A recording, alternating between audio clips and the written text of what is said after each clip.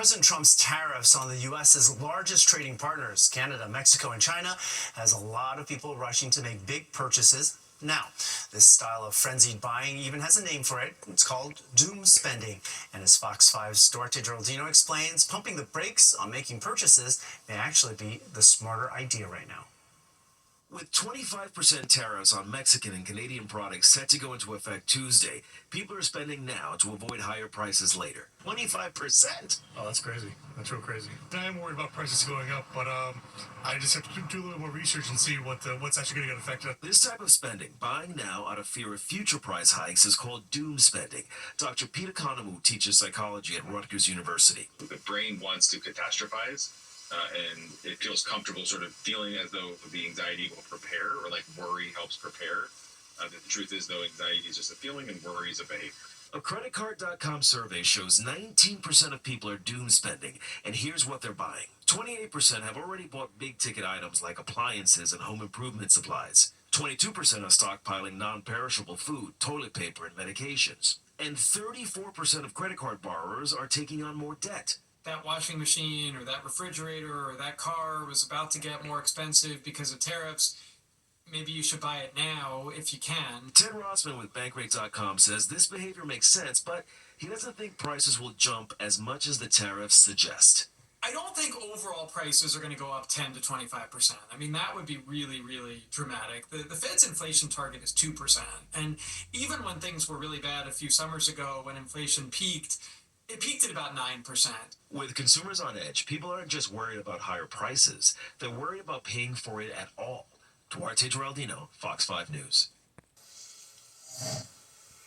Chronic absenteeism is defined as missing more than 10% of school days in a single academic year. And according to the Manhattan Institute, more than a third of New York City students fall into this category. Those numbers are higher now than even before the pandemic. Fox 5's Sharon Crowley takes a closer look at why so many students aren't making it to class. Have you been absent from school? Yeah. How come? Because probably is like a family emergency.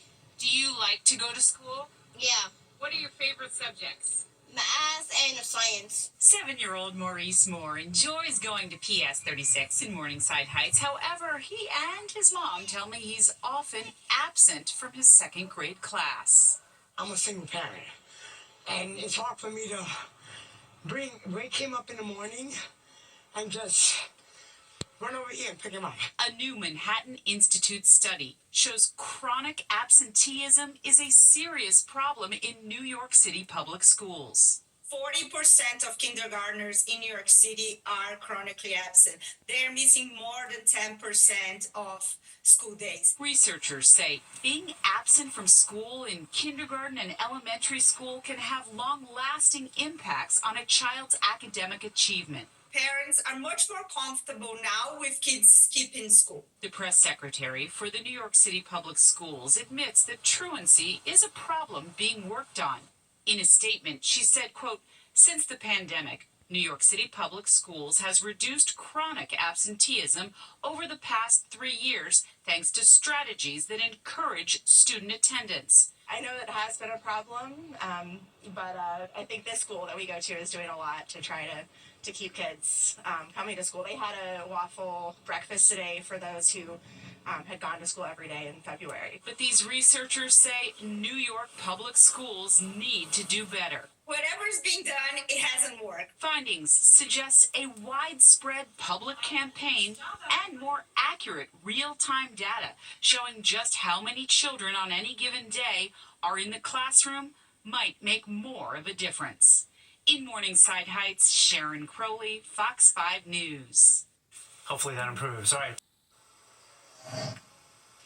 A new solution is being considered to solve a long-standing conflict between pedestrians and cyclists inside Central Park. Fox 5's Teresa Priolo shows us the plan to overhaul the crowded loop. The Great Central Park Loop, a historic part of Manhattan known for its 6 miles of paved roadway. Perfect for a walk or run or even a bike ride. The only problem is sometimes all of these things happen at the same time in the same lane. Depending on if there's like a big group walking and I just got to run around them, go into the bike lane. So people definitely don't follow it always. I feel like this lane should be more wider because there are some people who are also like just touring the Central Park, and there are people who are actually running. So we have to like move out in this bicycle lane. So I think it's kind of dangerous. The loop was created around the Central Park drives. That's East Drive and West Drive. When they were designed in the 1880s, the only concern was horse-drawn carriages. Then came cars, and now e-bikes. The multi-million-dollar redesign aims to reconfigure the space for two main users, those on bikes of all kinds and those on foot. There will be a lane for walkers and runners, a slow bike lane, and a fast bike lane. We thought it was time to really take a fresh look at who's actually using the drives and try to create a set of road rules that make sense to people. The redesign tackles East 90th and East Drive all the way to West 96 and West Drive. There have been 41 reported crashes in Central Park involving e-bike or micro-mobility vehicles from July of 2022 to June of 2023, and 46 from June of 2023 to June of 2024. And so the time has come to rethink the road. This loop will be modeled after the improvements made to Prospect Park. I can see them wanting to update that, especially for new safety concerns like e-bikes and stuff like that. As for the actual road work, it'll begin on St. Patrick's Day, March 17th. It's due to conclude by the end of April. In Central Park, Teresa Priolo, Fox 5 News. That's pretty quick work. All right, Jennifer Williams is here now with a check of what's coming up in sports. Hi, Jennifer. Thanks.